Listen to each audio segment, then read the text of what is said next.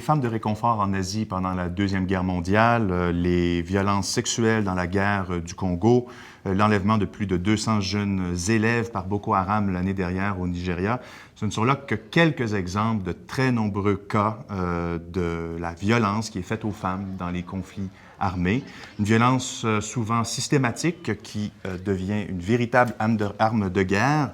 Donc, pour parler de ce phénomène cruel, disons-le, vieux comme la guerre, mais encore bien réel, j'ai avec moi aujourd'hui Raymonde Provencher, qui est fellow Cerium et documentariste. Elle a réalisé, entre autres, en 2010, Grace, Millie, Lucy, des fillettes soldates, et en 2012, Crime sans honneur. Bonjour. Bonjour. Et Rioa Chung, professeur de philosophie et chercheur au Cerium. Bonjour, Rioa. Bonjour.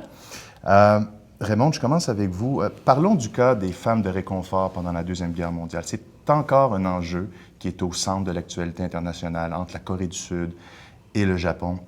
En quoi ce cas-là est-il exemplaire de ce phénomène de la violence faite aux femmes dans les conflits armés? Je ne sais pas si on peut dire qu'il est exemplaire, mais en tout cas, il nous permet, parce qu'il y a encore des survivantes de cette guerre-là, il nous permet d'en parler avec des témoins à l'appui, ce qui n'est pas toujours le cas. C'est un lourd contentieux. Alors, pour situer, c'est que l'armée impériale japonaise, durant la Deuxième Guerre mondiale, a envahi un tas de pays et pour calmer les troupes, on a institutionnalisé, parce que ça aussi, c'est des mots qui font très peur au Japon, mais en tout cas, on a créé carrément des bordels ambulants en recrutant de force, il faut s'entendre, nombre de jeunes femmes qui venaient de pays qu'on occupait. Beaucoup de Coréennes, entre autres. À la suite de la fin de la Deuxième Guerre mondiale, le tribunal de Tokyo, parce qu'il y a eu le tribunal de Nuremberg pour juger les criminels nazis, tout ça, mais le tribunal de Tokyo s'est installé, lui, au Japon pour juger de la situation, et on ne s'est pas rendu vraiment à cet épisode-là, parce que très vite, on s'est rendu compte que c'était extrêmement délicat, parce que c'était sous des ordres très précis de la hiérarchie militaire qu'on avait créé ces fameux tribunaux, ces fameux bordels-là. Et donc, tout le monde s'est arrêté et on n'en a pas parlé. D'ailleurs, c'est un peu la norme jusqu'en 1994, jusqu'aux tribunaux qui vont suivre le génocide au Rwanda et ce qui s'est passé en Bosnie-Herzégovine. Ouais. Tous les jugements après les guerres se sont toujours arrêtés au viol systématique des femmes. Oui, on reparlera tout à l'heure de l'aspect justement légal et pénal de ça. Mais il y a des cas aussi, Rioa, très contemporains. Là. Il y a des cas très contemporains, notamment l'instrumentalisation des femmes dans le contexte de conflits armés un peu partout dans la Corne de l'Afrique, mais en particulier aussi l'instrumentalisation des femmes dans le conflit qui oppose Boko Haram au gouvernement nigérien. Mais juste peut-être pour... on aura l'occasion d'en reparler, mais juste pour revenir un peu sur... justement, vous parlez du fait que les tribunaux internationaux ne sont pas allés le plus souvent aussi loin que dans la condamnation de la pratique du viol systématique à l'endroit des femmes. Mais c'est justement ce que relève notamment une legal scholar, donc en fait une spécialiste du droit international d'obédience féministe qui s'appelle Catherine McKinnon et qui justement s'était beaucoup intéressée aussi à la pratique du viol systématique dans le contexte des conflits armés en ex-Yougoslavie. Et donc elle avait défendu la cause de femmes bosniaques et croates et essentiellement son propos consistait à dire que la communauté internationale avait tendance, du moins à cette époque, suite à 92, avait tendance à condamner la pratique du viol systématique des femmes sous le chef que ces femmes étaient des représentantes de minorités ethniques opprimées. Et Catherine McKinnon essayait de faire valoir que, en fait, la pratique systématique du viol dans le contexte d'un nettoyage ethnique doit être considérée comme un crime contre les femmes. Donc, c'est une violation de droits humains, mais non pas en tant qu'elles sont des représentantes de minorités ethniques opprimées, mais bien en tant que femmes. Et dans ce contexte-là, il s'agit quand même de mettre l'emphase sur la spécificité biologique. C'est pas pour tendre vers une conception essentialiste de la nature des femmes, mais sur la spécificité sociale, biologique des femmes. Oui, et d'ailleurs, la violence, évidemment, sexuelle, elle est rarement à l'égard des hommes. Elle est généralement... C'est-à-dire que ça, c'est le pire pire tabou, encore plus tabou. Il y a viol d'hommes également, sous forme de torture. Moi, j'ai rencontré des hommes qui ont été violés, par exemple, au Congo, par des milices, parce que, vous savez, quand le viol s'installe pendant des années et des années, comme c'est le cas, par exemple, en République du Congo, dans le nord-est, région de Goma, Kivu, Nord-Kivu. Ou une guerre qui continue encore aujourd'hui, qui a fait des millions de morts. Là. Qui pourrit tout. Donc, les relations interpersonnels deviennent dégradés, c'est à un point qui est inimaginable. Et des hommes sont violés aussi, mais il faut s'entendre, l'échelle est beaucoup moindre. Mais pour revenir à ce que disait Mme Chong, il faudra attendre le tribunal international à Abuja pour le Rwanda pour qu'enfin on mette le doigt sur le viol comme crime contre l'humanité. C'est-à-dire que, comme il disait, ce n'est plus un groupe spécifique qui appartenait à des belligérants qui sera jugé, mais là, on considère que le viol est un crime contre l'humanité en temps de guerre, aussi systématiquement qu'il a été le cas au Rwanda et en Bosnie. Oui, vous dites qu'il va falloir attendre, mais est-ce que ça n'a pas été reconnu par le statut de Rome de la Cour pénale internationale en 2002, de reconnaître le viol et les violences sexuelles comme étant des crimes contre l'humanité? Moi, je pense que c'est le jugement de Jean-Paul Akayesu, maire de Taba au Rwanda, et c'est le tribunal du Rwanda qui a officiellement condamné cet homme pour crime de viol et crime contre l'humanité. Il faut dire qu'au Rwanda, avec le génocide, c'est 500 000 femmes qui ont été violées. C'est systématique. J'ai tourné là-bas, j'ai filmé, j'ai eu les témoignages de ces femmes. Vous savez, il y en avait tellement.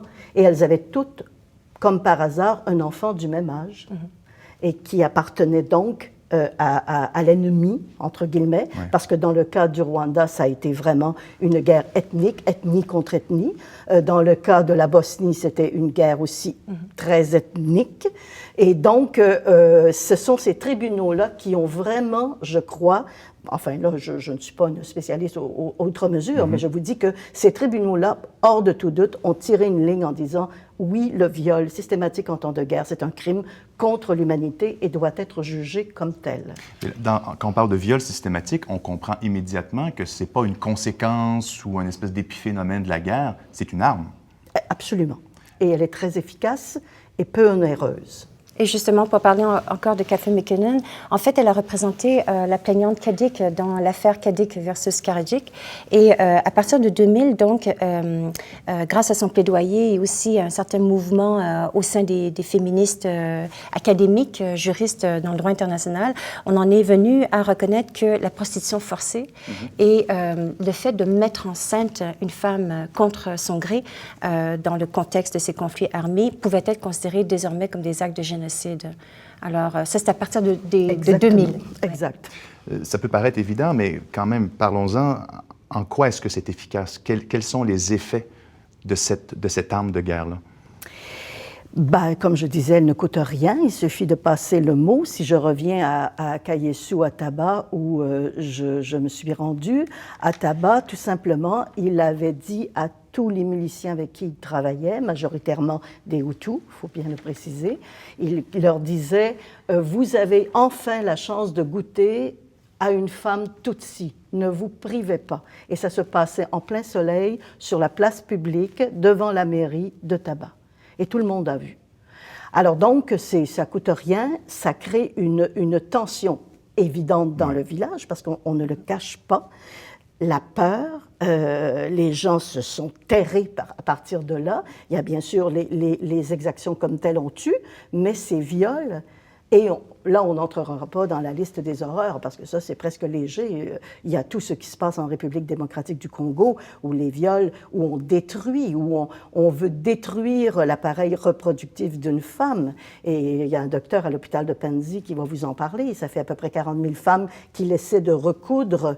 Ce ne sont pas des viols qui vont, comment je dirais, c'est pas un viol léger, voilà. Oui, c'est autant qu'un viol peut être léger. C'est dans le but de détruire, c'est dans le but de mutiler. C'est une forme de terrorisme, une forme de On mutile. Oui.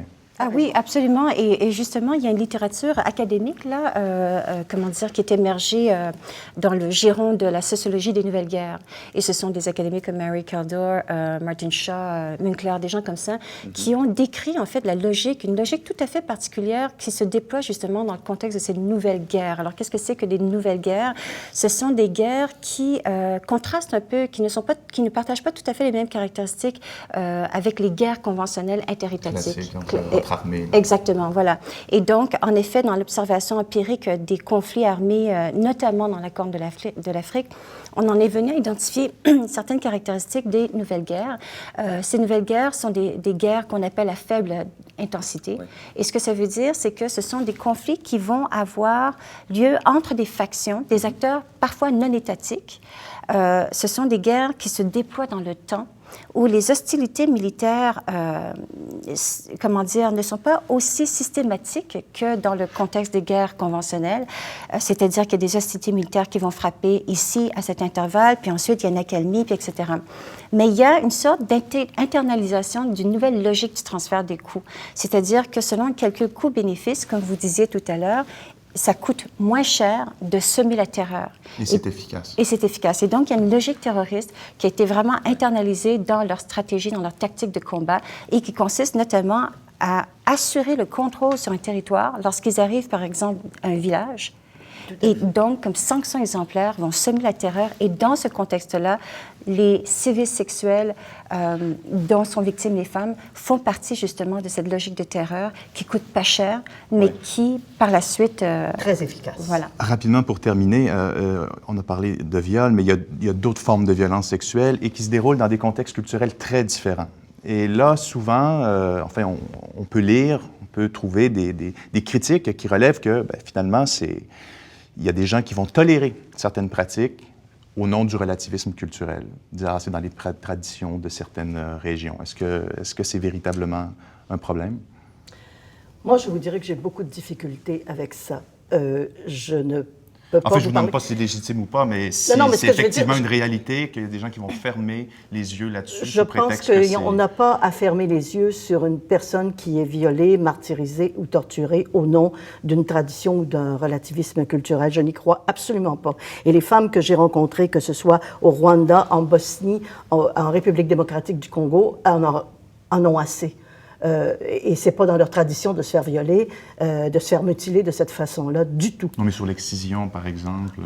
Oui, mais là, on est dans un autre domaine aussi. On est vraiment dans un autre domaine et il y a aussi de nombreux efforts qui sont faits pour mettre un terme à cette pratique-là. Et moi, personnellement, je sais que c'est peut-être pas la place pour dire mon opinion personnelle, mais je vous la donne quand même. Allez-y. Je crois que toutes les cultures, tous les aspects culturels d'une société ne sont pas bons à préserver. Il faut juste être capable d'évoluer avec son temps. Et le temps dit, depuis quelques décennies maintenant, que la femme est un être humain à part entière et qu'elle a droit à l'intégrité de son corps et au respect de son corps. Oui. Je reviens toujours à cette base-là. Et je ne crois pas que des femmes congolaises ou rwandaises achèteraient le discours que c'est au niveau d'une culture, que c'est culturel. Raymond Provencher, Rio Hachoun, merci. Merci. Merci.